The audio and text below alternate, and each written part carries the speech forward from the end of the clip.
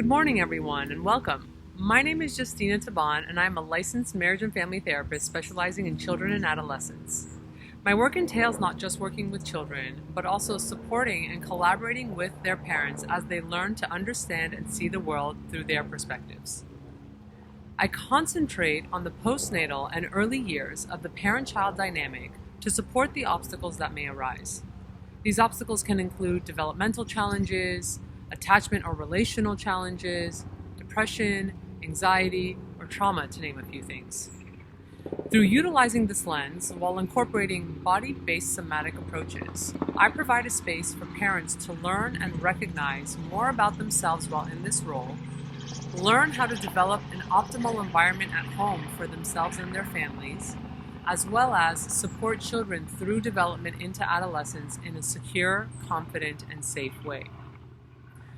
Now, from the moment of conception, we as human beings are all wired to be connected to one another. This is what we crave for. This is how we learn. This is how we learn to be human.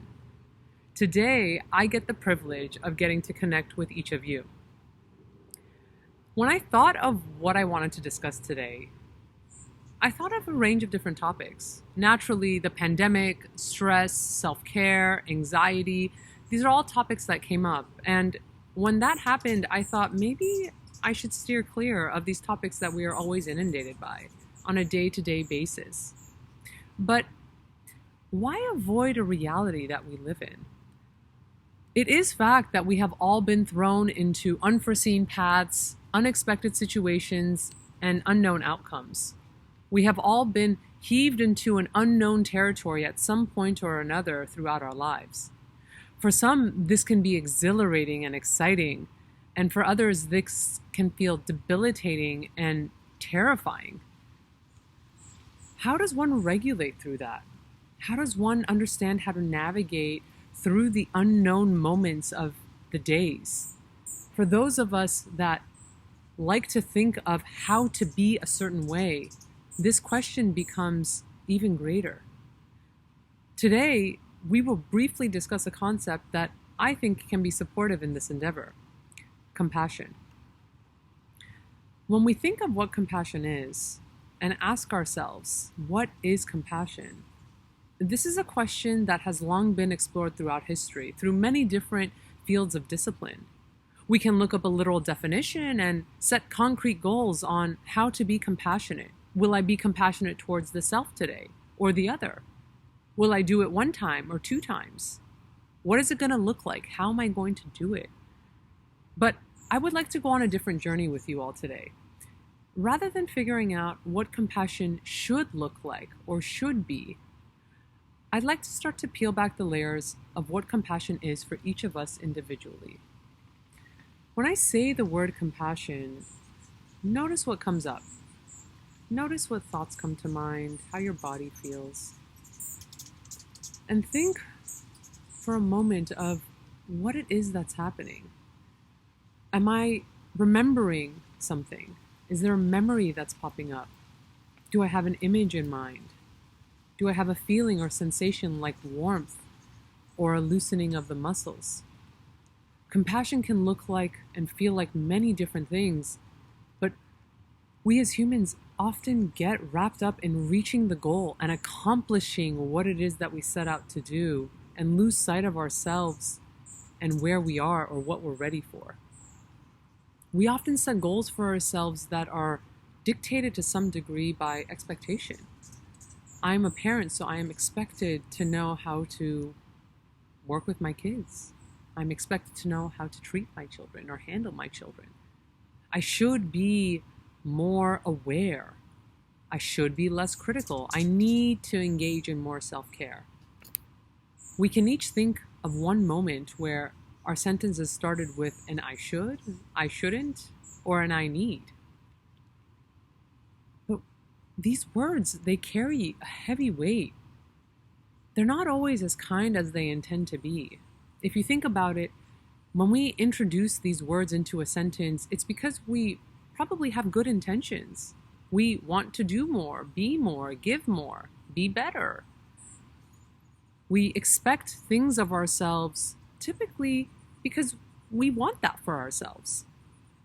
When we take on that responsibility of should, we forget how to recognize who we are and what we're ready for. For example, I may say, I want to be kind to myself all day long. I want to have moments of kindness throughout the day. And then instead think, maybe I'll be okay if I show myself moments of kindness for 5 minutes throughout the day, or maybe even 10.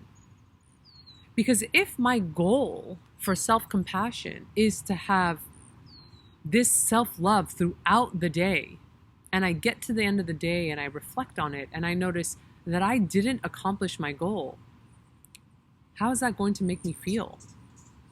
Will I be critical of myself? Will I be disappointed? Will I start to have judgment towards myself? Think of a moment where you might have been in a situation where you reacted or responded unfavorably or undesirably.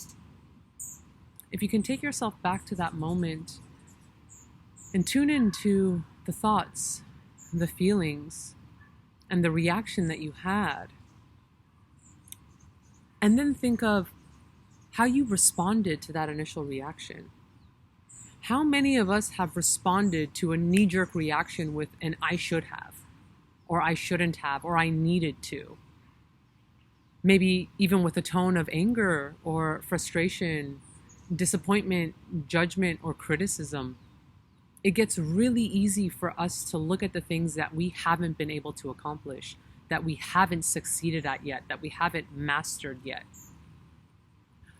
But what if in that moment of responding with the I should have or I shouldn't have, we instead respond with, I am here in this moment. This is me. My feelings, my reactions, and my experiences are just as important, even if they are undesirable. I am allowed to be human. This is me in this moment. Giving permission to ourselves to make room for our reactions before mindfully responding, even if we don't like those reactions. This is compassion. The presence of permission to feel or be differently than we want or expect. This is compassion. We may not always get the opportunity to reflect in the moment. Let's be honest, life these days and always can take us on a roller coaster and a whirlwind of a ride, and sometimes we are just barely keeping up with everything and we're just trying to stay afloat. But even if we don't have the ability to do it in the moment, we do have the power and the ability to choose to pause at some point and reflect on, this was me today. This is where I was. This is what I was capable of doing. And with that reflection, I have the power and ability to choose how to react and respond to that reflection. Will I be critical of myself? Will I be avoidant of how I reacted? Will I be vulnerable and call someone I trust and talk about it? Making the space for the weight of the should and should nots to be set aside and inviting in permission to be who we are at any given time. This is the beginning of compassion. Being ourselves and letting it be okay even if we don't like it. This is where our unique and incredible individual differences allow for a wide array of what compassion can be for us individually.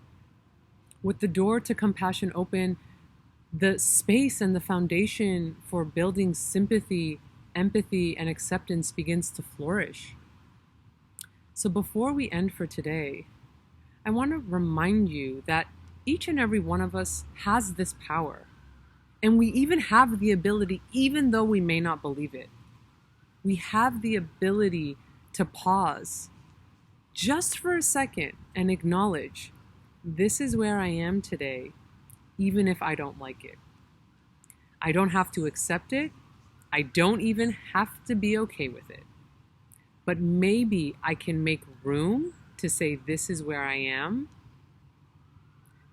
even though if I don't want to be. And that is okay. If it quickly changes back to how we usually think or talk, that's okay too. The road to compassion is an ever-evolving journey.